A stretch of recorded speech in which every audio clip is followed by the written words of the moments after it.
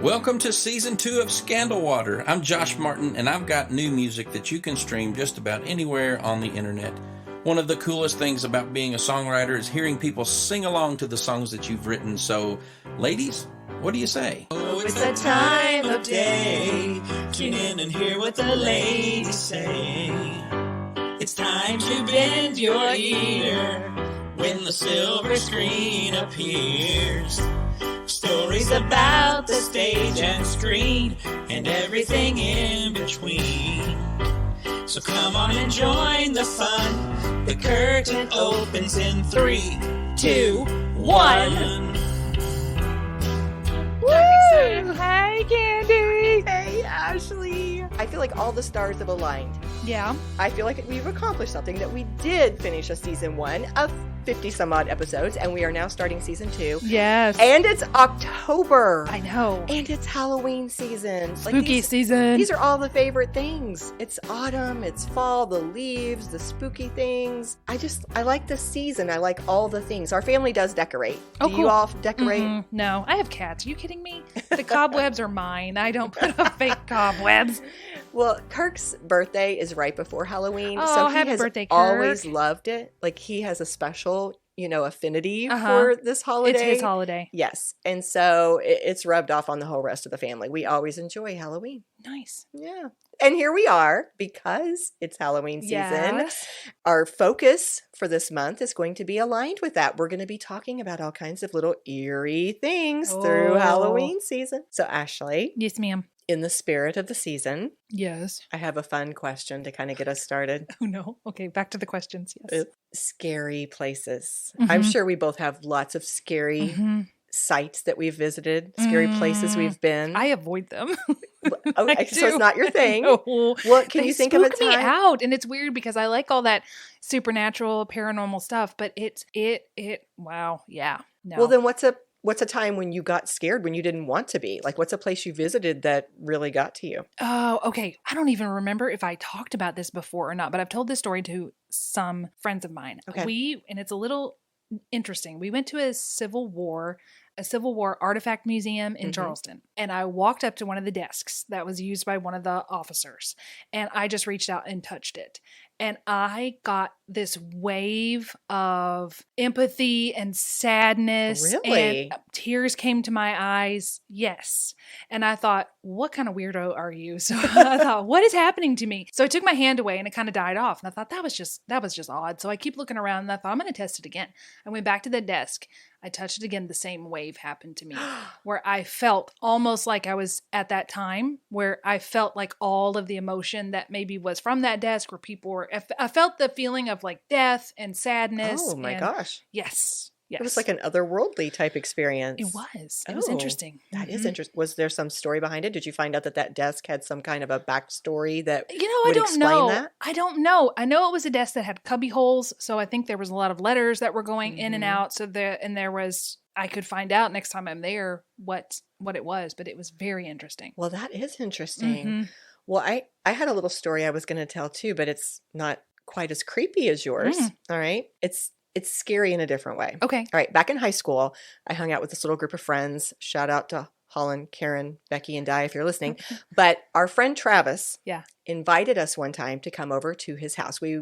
We grew up in a rural area. Lots of people had land. And so his family had land. And somewhere on his land, there was a broken down house that had been deserted, abandoned. And he told us, it was, again, Halloween season. He said, come over one night after dark. We'll take our flashlights. No, Travis. We'll go through this house and it'll be really fun and really creepy. And we'll dare ourselves to go through the whole thing. No, Candy. Oh, no. Travis is not my friend. We were pumped. No. Now, we show up. We wait until it is good and dark. Oh, gosh. We go out and we're having to traipse through the woods with nothing but each one of us, I think, had a flashlight. Oh, my gosh. We are scared before we ever get to that house. Well, yeah, I'm scared for you, and it's like years later. You're the Scooby-Doo gang going out there catching somebody. And Travis, he's like feeding it, right? Oh, of he course. is telling us, again, whatever awful things happened in the house. I can't recall if it was death or murder or who knows. But he's telling us the stories. He's also talking to us about, my mom doesn't want us to be doing this. Well, yeah, She's Mom. afraid we're going to get hurt because, Yes, Mom. by the way, this is really a broken down home. be careful because you might break a foot because there are going to be like gaping holes in the wood and things might collapse. And so I don't know what we were thinking. No. But we walked quite a ways in the dark through the woods. No. And then we come up upon this house. It was terrifying. It was this old, it was small, it was wooden and very deserted. Was it 2 stories? There are always 2 stories. No, I don't think it was. I think it was one of those kind of small country homes, but it probably had like a deep cellar. Oh. So we're holding hands. But we're going to do this because it's also exciting, right? So we start to go up the steps on the porch, and already he's right. You have to be careful because there are things that are creaking and there are holes and you have to watch your footing. We barely get inside the front door into, I guess, what would be the living area. And suddenly, there is the sound. No, my eyes are watering candy. My eyes a chainsaw starting, and this figure with a hood over his head comes darting at us with a chainsaw. No. Sorry, I'm getting loud. You are getting loud, and my eyes are crying. We take off running. It's a was wonder. Was it a friend of his? Was he spooking you out? Oh, hang on. I think somebody dropped a flashlight. We are screaming. It's a wonder nobody had a broken leg or plunged to the cellar. You know, we get outside and we hear the laughter. Yes, Travis and our other friend Mark had decided they were going to prank us. No, Mark, my eyes. Look at my eyes. Mark had been sitting in that house all day. No, I mean, but he had been sitting there for a while because we had set the time we were going to arrive and then we had chit-chatted. Now, the funny part is they got us good, but finally later we're like watching Halloween movies in Travis's house and eating pizza or something. Mark admits that he was sitting in that house and got so scared waiting for us to come that their original plan was they were going to get us inside the house and then chase us through the house. No, we're going to get this done. As soon as he heard us, he was like, out the door. Well, here's the chainsaw. We're done. We're all running. Yep. We're all running. So. Oh, no. No. Yeah. That's the day I would have broken up with those people as friends. I can't handle that stuff, man. All right. Well, anyway, so that was one of my stories of visiting a scary site. But our episode is going to focus on another very scary site. Okay. Ashley, are you ready? I'm ready. I'm so pumped about this. We're going to be talking about Waverly Hills Sanitorium, which is located in Louisville, Kentucky. Never been there. Never you going. Have not. No. I have. Oh my gosh. And we are 2 very different people who were born in the same month. I actually really love this place. Do you? I do. Oh, it's got so much history. Is it going to scare me? Maybe a little. Okay. But a lot of it is historical. Okay. Okay. So what I love about this is I don't even know how to say it. It's awe-inspiring when you see it. It is massive. It is gothic looking. Yeah. But it also is very scary. It doesn't look like the hotel in The Shining, but in the same way that you're kind of taken aback by how it appears and its size and just the different aspects of it because the architecture is amazing. Okay, so you've been to Biltmore and you've had that moment of looking at the Biltmore house and at the massiveness. Was it the same kind of feeling comparably? Well, it's different because the Biltmore, I think, takes you aback with its grandeur and it's, it's so beautiful. This is sprawling and it's wide and it has gargoyles. Ooh. Like it's just a totally different feel. And of course, every time I've pulled up on it, it's been nighttime. It's been dark. What? Like everything about it is that atmosphere. So it was fun for me. Having been there several times, I've taken different tours. At one time, I went to the haunted house there. And honestly, I think the tours are much scarier than the haunted. Well, and that was just one time. I don't know what the haunted house is one year to the next. But this particular experience, it was kind of like the jump scares, like a typical haunted house versus the sanatorium itself with its history and how scared you get just walking through it. Yeah. I just prefer the tours, I guess. But I'm sure the haunted houses are fine. Lovely. Yes. For people who like that. But what took me by surprise was, I think when you have something that's kind of in your own backyard that you've been to, you don't always realize how well known or legendary something is outside of your own area. Okay. Because when I started researching this, it really did surprise me. There was an article, WLKY was the one who put it out, that said, quote, "It's known as one of the most haunted places in the United States." Really? A Courier Journal article said, quote, "Louisville's Waverly Hills Sanatorium has been called the most terrifying building in America with an infamous history that draws paranormal thrill seekers from all over the world. Oh. And it's true. Really? As I was researching, I saw so many references to Waverly Hills and all these different shows that have Gone there? chosen Waverly Hills as their location to visit. Travel Channel has a show called Kindred Spirits. They have visited twice. Did they find anything? Are they one of those ghost hunting places? They are one of those. I have not seen them, but yes, they did find things. They were investigating. Then the Travel Channel has a different show called Ghost Adventures. They also visited Waverly Hills, and they were supposed to have put up some footage of things that they saw. A&E has a show called Ghost Hunters that has visited Waverly Hills twice as well. One time was in 2007, and I happened to see the second show, which came out in 2020, and the teammates, all of them, every single one of them made comments about how this was the dream for anybody interested in the paranormal. They were so excited to be able to come to Waverly Hills. They were like, this is on your bucket list if you are interested in the paranormal. And the main guy, I'm not a regular watcher of this show, but it looked to me as though a fellow named Grant was the team leader. He had been in 2007, and some of his comments were, I knew I needed to bring a new team back to this place because this is just off the charts. It had more activity, more paranormal activity than any other place he'd been to, if not being the single, most prominent place for paranormal activity for him. So it was a big deal. It has this reputation. I did not know that. And what's fun is Waverly Hills itself, beyond allowing these people come from outside shows and places to visit, they let local people regular come. folk. Yes, they have tours. It's even phrased on their website. Public tour and investigation season. So like amateur investigators could go is what you're saying. Like if you and I showed up with this little recorder, we could walk through.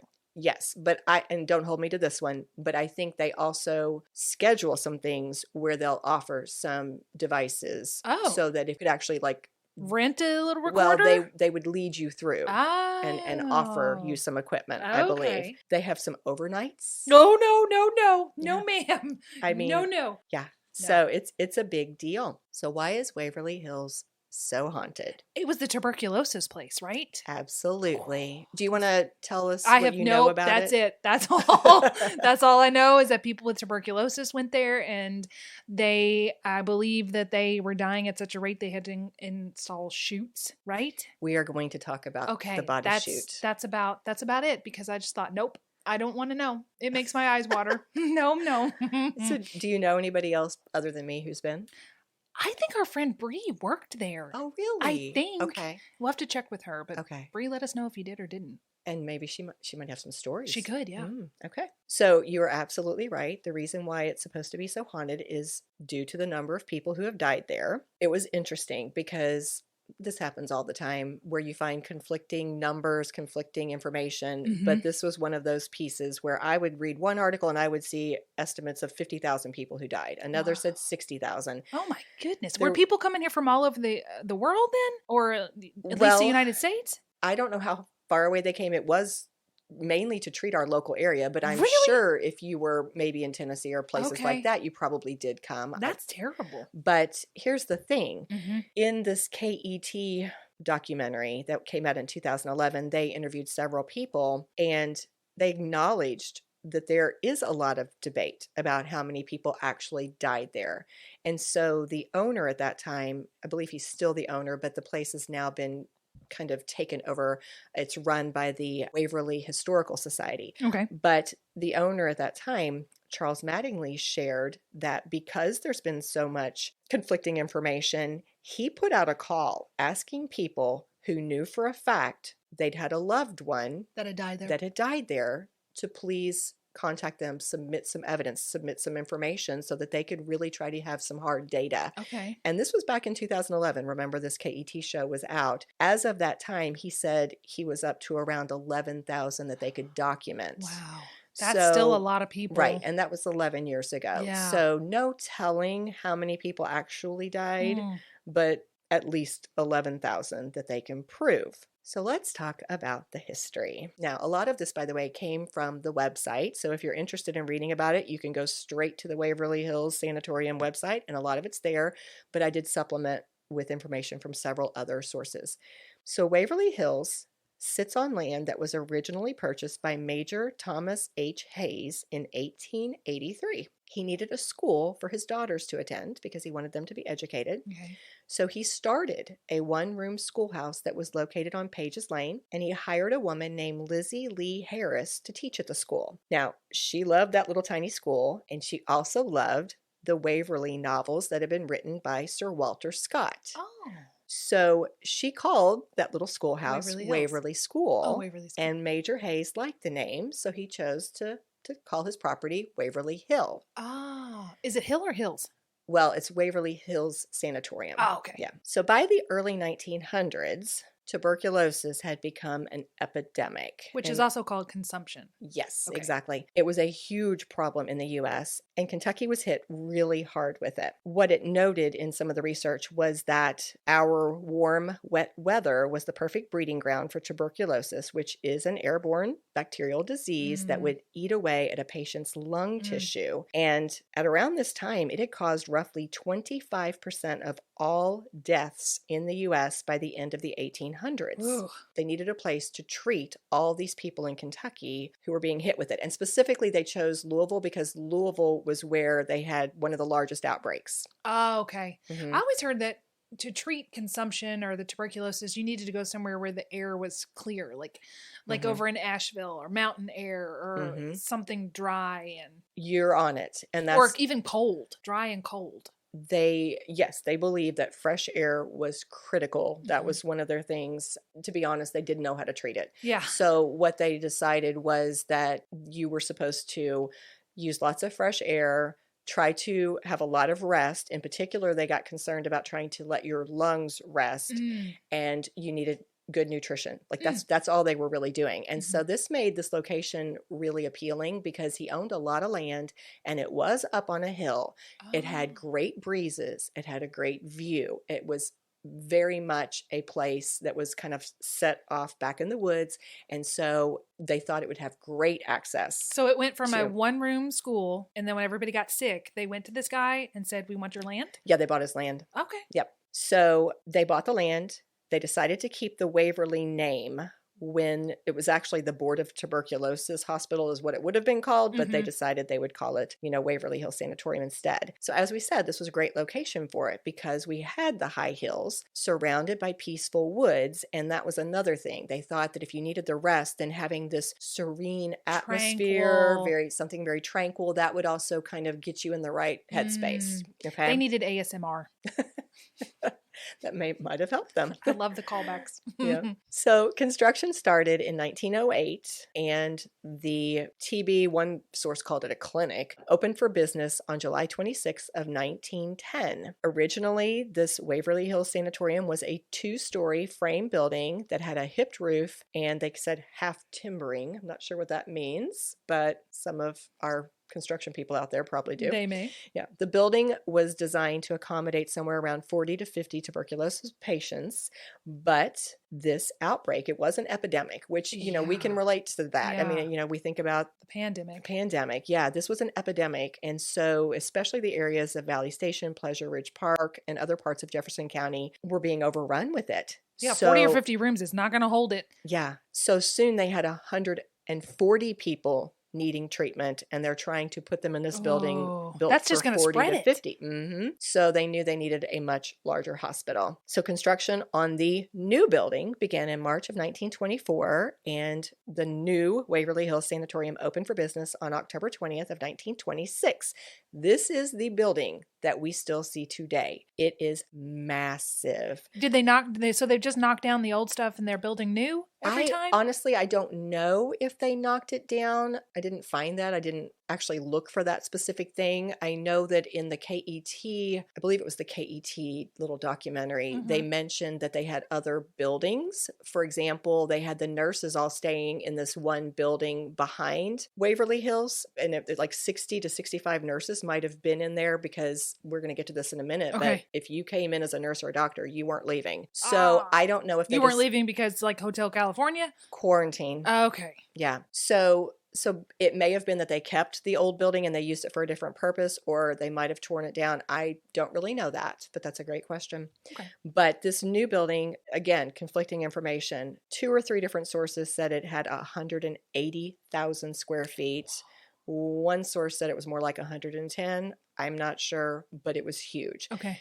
5 stories, as we've already said, gothic style, gargoyles, just architecturally stunning building. And it could accommodate anywhere between 400 to 500 patients. And it was supposed to be one of the most modern and most state-of-the-art facilities of that time for treating tuberculosis. In fact, it was one of the first tuberculosis sanatoriums that they had around the country. So did they have data on how long you would be a patient there? Was there an expectation that when you arrive, it's 2 weeks and you're going to be out of here? Or was it you're arriving to be comfortable for your eventual passing? So that's a really great question. We will come back to that and talk more about it when we get to that body chute idea. Oh, okay. But just to touch on it very briefly, if you were diagnosed with TB, it was probably not going to be some type of a short stay. This was a long-term type illness, which many people did survive. Oh. Yes, that was something that they brought out. It was Tina Mattingly, one of those owners. They're a husband and wife, Charles and Tina. Okay. Tina mentioned that. She said many people recovered and went home. I think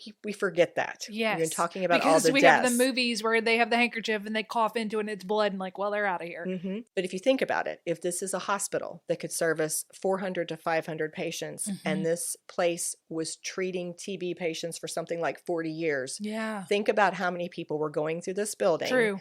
A lot of them did live, but many, many, many did not. And I think if you came into it, you were probably going to be there a while. Okay. Yeah, maybe several months. Okay. Yeah. So I already alluded to this, but because tuberculosis was so contagious, and again, this is an epidemic situation, the people living in it and working there could not be allowed to just come and go. You couldn't come in and then just because then they're going to spread it. Right, exactly. So basically they were in extreme quarantine situations. Everyone at Waverly, the patients, the nurses, the doctors, the other employees who stayed there had to just say goodbye to their old life, for the time that they were there. Wow. And this place operated like its own city. Wow. It had its own zip code. It had its own post office, water treatment facility. It grew its own fruits and vegetables. It raised its own meat for slaughter. And it maintained lots of other of the everyday activities that you would have to do. I'm sure the cafeteria, the food, all of those things. It was its own little city. Now, the website did point out one very ironic thing. Sometimes the patients would have visitors. What? Yeah. They would let them have visitors. There were visiting days now and then when people could come visit them, and then they would leave. Taking the TB with them. Right. Most likely. I guess maybe patient count was down and they're like, we could really use some beds to fill. But isn't that interesting? That is really weird. Yeah. So again, in that KET video, Charles Mattingly, he mentioned that information about the nurses having their building. He also shared that typical staffing might have been one head doctor with 6 or 7 doctors working under him. And they even had to have a section for the children. Aww. So you can see it even to this day, I believe. They would take the kids up to play on the rooftop. They had a little play area, and there's still this like broken down, rusted out swing that sits there. Yeah, that's heartbreaking. Really sad. But this brings us to the body chute. Okay. Because it was actually constructed for supplies. Oh. Because first of all, Waverly Hill, way up on a hill. You didn't want to come in contact with the people who were bringing you your supplies. That makes sense. So they designed this tunnel that is somewhere between 500 and 600 feet in length. It's concrete. I have seen it. If I recall correctly, you have steps that you could go down, but there's also kind of the ramped surface, because later we're going to talk about how you might have to wheel bodies down that. But this was the way they could bring these supplies up from kind of the Dixie Highway area to the top of the hill. So wait a minute, was it big enough for you to walk in? See, Mhm. I picture just a chute where just like a something you do at a swim park where it's just like, Oh no, it's wide. and then you could walk with. So the delivery people were walking up the hill. I don't know exactly how Okay. it worked, but I'm gonna guess at some point they set the stuff down and they left, and And then then the the people Waverly from the people- top came down to get it. I see. So I don't know how far one went up and the other came down, Got ya. but that's how they were trading off supplies and goods and different Gotcha. things. Yes. Probably how their post office worked as well, I'm going to guess. See, I've already learned something. Yeah. All this time I thought it was just like a little chute. Oh. So it started out as a way to basically transport goods, and then it turned into a way to transport bodies because they talked about so many patients were dying every day that it became very demoralizing. They did not Yeah. want to see, they didn't want the people who were there trying to recover Yeah. to see all these bodies being But aren't they going to carted notice out. their people are missing? Well, if you think about it, there are 400 to 500 people Oh, I in guess this. so. And if it's not from your section. Right. So this tunnel was a discreet way to get these deceased people out of the building. That's why it became known as the body chute, or sometimes the death tunnel. And what it said in one of the sources was the doctors believed that not seeing those bodies would create a false image that the treatments were working. Like if they didn't realize people were passing away, then they would actually Psychosomatic kinda? that they would think everything was working. This would increase their morale and then increase their chance of recovering. Makes sense. Yeah. And by the way, side note, during World War II, that tunnel was used as an air raid shelter for the patients and the staff when, they needed to take shelter there. Interesting. Also, one other little side note, in March of this past year, that body chute was used by people who were taking a tour when there was a tornado warning. Oh, They had to whoa. go into Oh, no, the body no, chute no, and hang no. out there until the tornado warning was over. Oh, my. Yeah. Can you imagine? No. I do not wish to. Okay, here comes the part you're not going to like. Yay. Because so far you've loved it, right? Okay. This is a great episode. So again, they didn't have a vaccine. The vaccine is not going to come out until, well, let me put it this way. They're not going to put an antibiotic into wide use until the early 1960s. Yeah, I didn't even know there was a vaccine. And that's about the vaccine. time that this is going to shut down as a sanatorium because they started being able to actually Treat cure it. Actually treat it. actually treat and cure this thing. But at this time, 1920s, 1930s, 1940s, when they're really limited on their methods of trying to deal with this, they were trying different things. Oh, you going to say they bled people? No, not bleeding them. Oh, no. So here are some of the things they would do. According to WLKY that put out an article about this, they thought that this fresh air was so important that they would put patients outside In the for winter? something like 13 hours a day all year round. In fact, I have a photo. This one's not from Waverly Hills. It's from a different sanatorium. Yeah. But there is a picture of these patients in these iron beds laying down with snow Yeah, right we have beside bad winters them. here. Yeah. So other things that they did, they thought that because your lungs needed rest, in some cases, they might partially remove or collapse a lung to let it rest. No. I saw mention in one article of like removing a rib or ribs to try to make more space. Like they just didn't understand the disease and they were trying these things to help patients that clearly were not just working. awful. No. Yeah, awful things. So this was a place where there was a lot of death and there was a lot of suffering. Part of me wonders, are they dying from TB or are they dying from the treatment for TB? I'm sure some died from the treatment. Well, but, yeah, but they're taking out ribs and yeah. collapsing lungs and putting you up in the frigid weather and like, oh. But in some cases, this is just me making an inference, but many of them were dying from the disease, but the treatments that they were getting may have just accelerated or fed into it rather than actually helped it. And these were people coming at it with the best of intentions. I mean, nobody was being malicious. This was not a place where anybody was trying to do anything wrong. In fact, it kind of breaks my heart. I mean, think about these nurses and doctors. They gave up their families and their lives to try to move treat into this this huge home to help these people for this time period that they were there. I mean, they were coming with the best of intentions. Yeah, it just wasn't working. So as we've already said, it served as a TB hospital until 1961. That's when the discovery of the antibiotic that was able to successfully treat and cure it made this facility obsolete. They didn't need it anymore. So it was closed down, quarantined, and then renovated. In 1962, it reopened as a nursing home and eventually became known as the Woodhaven Medical Services. And it was basically a geriatric facility is how they referenced it. But it was closed by the state in 1981. Now, in 1983, Waverly Hills was added to the National Register of Historic Places in Jefferson County for both its historic and architectural significance. But the sad thing is that must not have protected it, because it was during this time frame after it stopped being a nursing home and before it was purchased by the owners that we've referenced, Charles and Tina Mattingly. It was during that time that it fell into terrible disrepair. It was vandalized. Aww. It was graffitied. It was damaged. In fact, it was nearly condemned.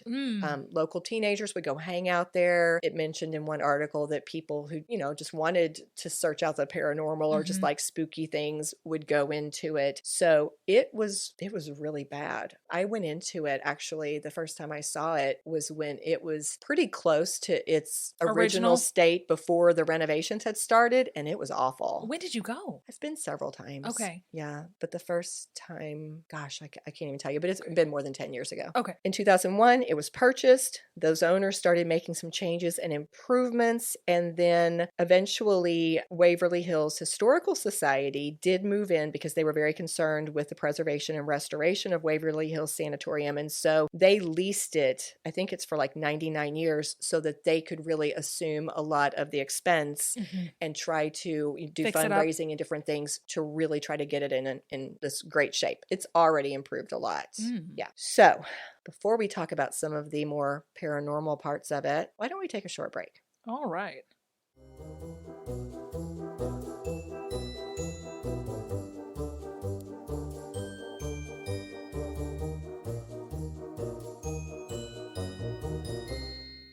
And we are back. You're here to spook me out.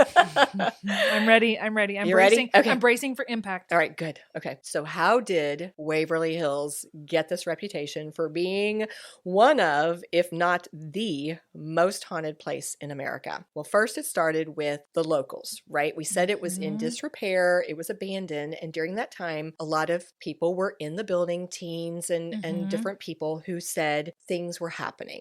They started spreading rumors. They said things about shadow people, ghostly children. Were they the black-eyed kids? I told you about them recently. You did tell me about them. And the shadow people. I know those guys. Hat Man, no. Well, so that started it. And then after Charles and Tina Mattingly purchased the place in 2001, they began the restoration. And so all of these volunteers started coming in. And the owners and these volunteers started having some experiences themselves that they talked about. So for example, some of the volunteers said that there were unexplained slamming doors, seeing a mysterious man in white who was drifting throughout the corridors. This is a big one. Timmy is famous. Are you ready? Okay. Candy, you're going to have to take a picture of my face this whole time listening to you. Oh my gosh. My eyes are watering again. Okay. All right. Are you ready? Timmy. Okay. What did Timmy do? Is this little boy. Okay. He's supposed to roam the hallways and he likes to play ball. No. And so different tour guides and volunteers and even people on tour say that they keep a ball on the floor, by the way. And they say that if you roll the ball down, I'm not rolling it to you, Timmy. A lot of times it will come rolling back toward the group. Nope. And they say that's Timmy. No, Timmy. Stay over there. Stay on your side. Stay on your side.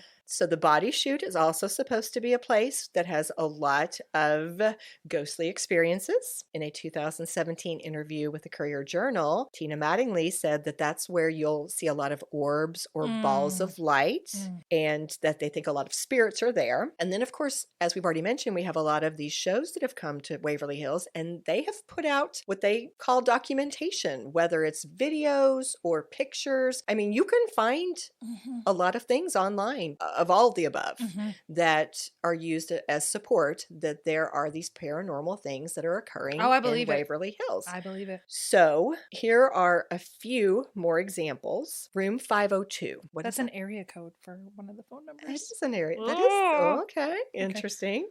Well, that's supposed to be one of the most active rooms. So room 502, according to one source, was where the nurse's station was. And actually, this story is very widely known. I've heard this from numerous sources. Supposedly, one nurse, and of course, this is a long time ago when becoming pregnant and being unmarried was a very, very taboo, frowned upon taboo thing.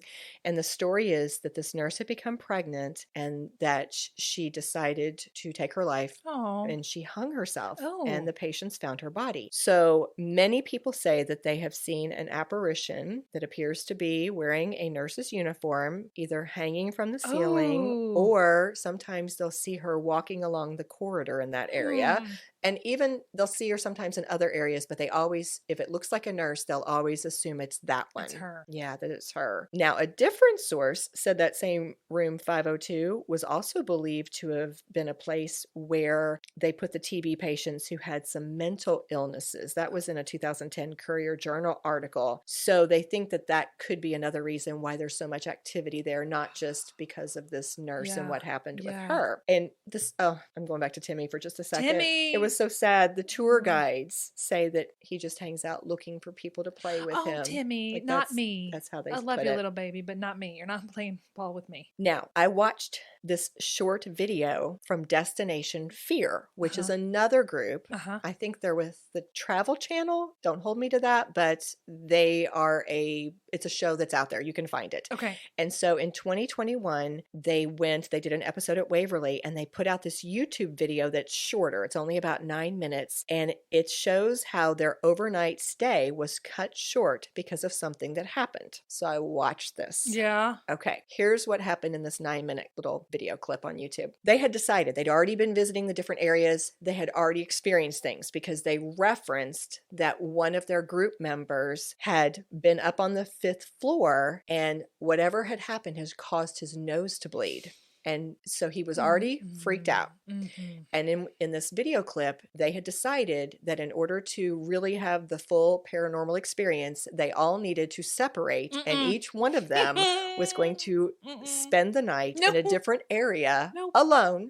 Because I even said, oh, they're not really alone. There's like a camera guy there. No, they took the camera and they just had it turned on them, focused on them the whole time. They really were alone.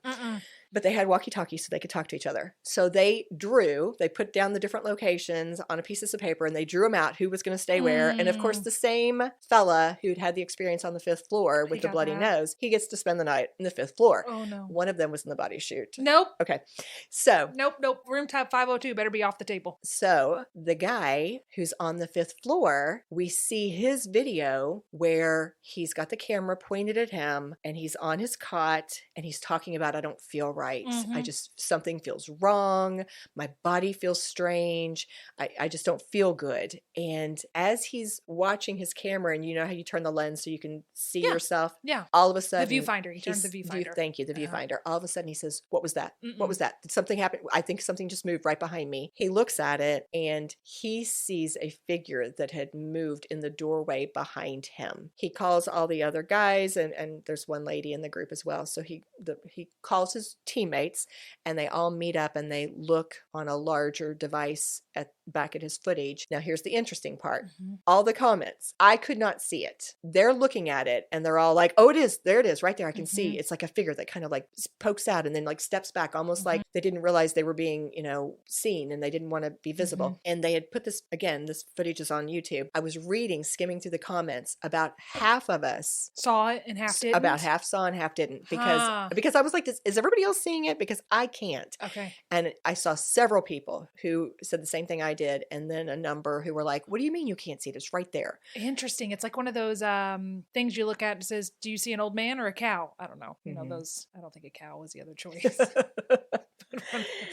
I got you though. So we have that YouTube clip that's out there that anybody can look at. I did not have a chance to look this up, but apparently in 2010, these two gentlemen from Ghost Adventures also captured an electronic voice phenomenon recording an EVP, and that's out there somewhere. And in the Ghost Hunters episode that I told you I saw, where the team had gone back after all these years, that team leader, Grant, he kept talking about how when he had originally been there in 2007, he had seen a figure and tried to chase it. And supposedly this was on his original episode that I could not get to. Okay. And they did experience some things that they felt were paranormal, even within this 2020 episode. Like they were hearing things. They felt like they got a response from someone, some being in the body chute that didn't want them there. So like they left. There were things that happened in that episode that were kind of creepy.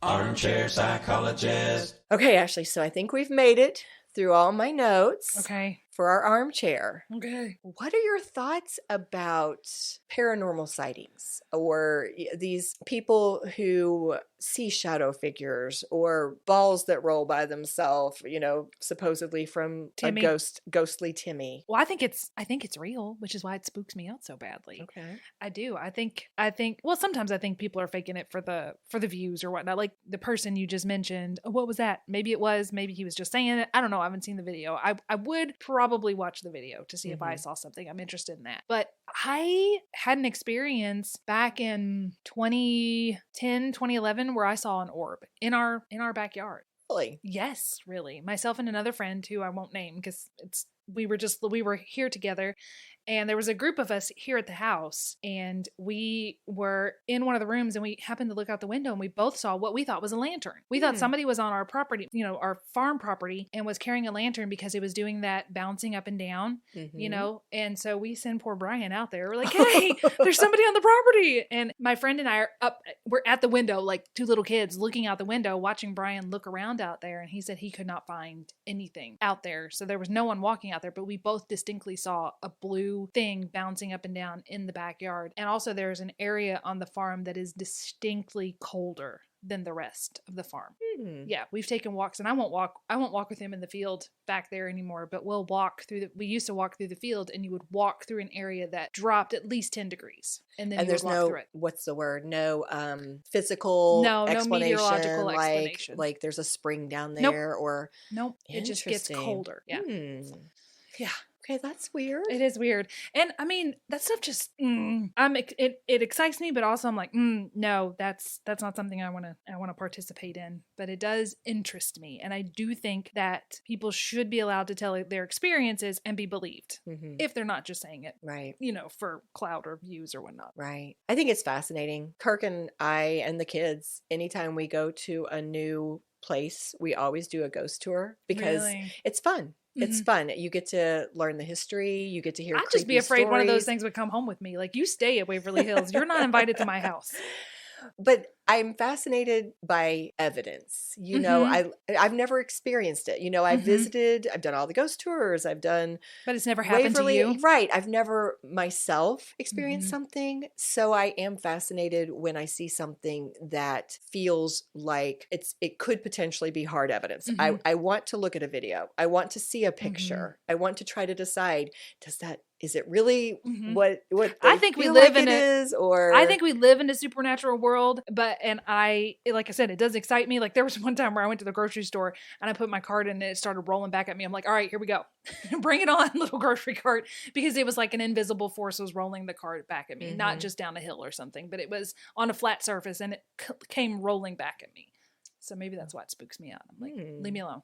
I think one of the creepiest experiences that comes to mind right now anyway, was we lived on 10 acres of land when I was growing up, and my mom for a time drove a school bus. And so she would park the school bus by our house because we had kind of like a gravel turnaround area, and she could just kind of set it over there to the side. And there were several times within this, I want to say, maybe a 1 to 2 month period when one of us looked outside and the tail lights were on. Mm. But the only way the tail lights would come on is if somebody was stepping on the brake. So a few times when that happened, when it first happened, my mom would go out there to see, what's going on, and she wouldn't find anyone on the bus. She wouldn't see anything that would explain it. The door would be closed and latched, and so couldn't have been a short circuit in the electrical. Well, but then it just stopped, Uh-huh. and it didn't happen anymore. So sure, I mean, that's what I would love to know. Is it some easy, simple little explanation, but it just felt weird? Or are the dimensions overlapping? Probably. Yeah. I'd say probably. That's my Yeah. thoughts. Especially with, like I talked about with the desk, touching that desk and then feeling. Mhm. It was almost like you could feel what was happening in that. Yeah. Fascinating. It Mhm. always, it's so interesting. Mm-hmm. It's one of the other reasons that we love Halloween. It is. Yeah. Well, this was a fun way to. It was. I don't know that I'm going to go with you to Waverly Hills, but I will happily watch that video. Awesome. Okay. Okay, Candy, who are we going to cheers today? Waverly Hills is amazing. It's Mhm. just amazing. So I think we should cheers the people who stepped up and took this building that was nearly condemned Mm-hmm. and have renovated and are keeping this part of history alive and open for everybody to enjoy. So yeah, cheers to you guys who have stepped in and have been working on Waverly Hills. Thank you for your work. Thank you. Cheers. Cheers. This episode of Scandal Water was executive produced by Candy Thomas, that's me, and Ashley Raymer Brown. That's me. It was researched and written by Candy Thomas and edited by Ashley Raymer Brown. All music was written, composed, performed, and mixed by Josh Martin. The artwork was designed by Matt C. Adams, while our website was developed by Joshua Reith. If you like what you hear and you want to help keep the Scandal Water brewing, please go to our website, scandalwaterpodcast.com. Just click on your podcatcher of choice, then hit follow to subscribe. And while you're there, you might as well leave us a 5-star rating and review. And don't forget, it's always more fun when you share your tea with others. As a reminder, this podcast is purely for entertainment purposes. The thoughts and opinions of the host during each episode of Scandal Water are their own and do not reflect the opinions of any future guests, advertisers, Or clearly professional psychologists. Thanks for listening.